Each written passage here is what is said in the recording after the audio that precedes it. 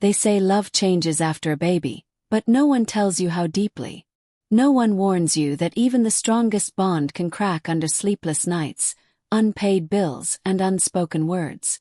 At first, Ken and I tried to keep everything the same: movie nights, weekend walks, late-night jokes. But slowly life shifted. Conversations became shorter, laughter less frequent.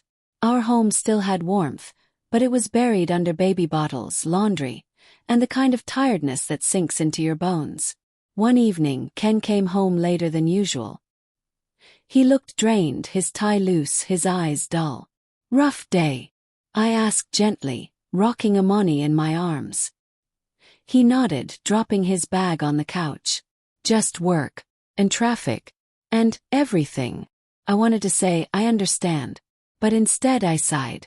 "I haven't eaten all day. She's been crying non-stop. Couldn't you have called?" He looked at me, guilt flashing across his face. "I'm sorry. Should've. I just..." "Forget it."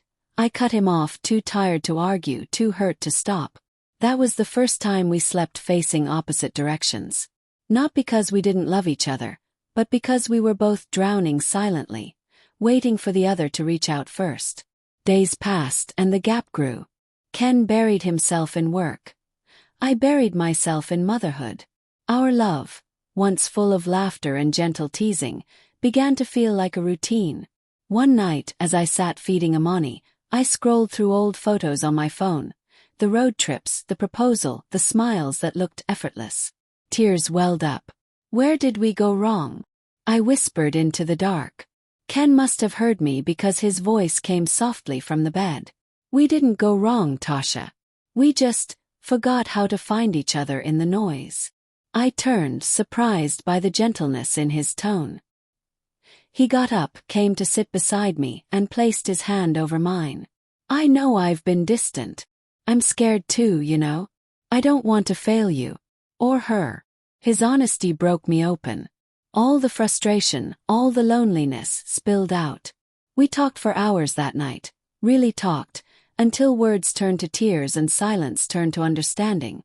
The next morning, Ken made breakfast: burnt toast, runny eggs, and the sweetest apology in the form of laughter. He kissed my forehead and said, "Let's start again, one small moment at a time." That day I realized something important. Marriage isn't about never fighting, it's about fighting for each other. And sometimes, it's the little storms that remind you how strong your roots really are. That night, after Amani fell asleep, Ken held me close and whispered, "You're still my favorite person, you know that?" I smiled through sleepy eyes. "Even with these eye bags?" He laughed softly. "Especially with them. They tell the story of our love." And just like that, the storm began to pass.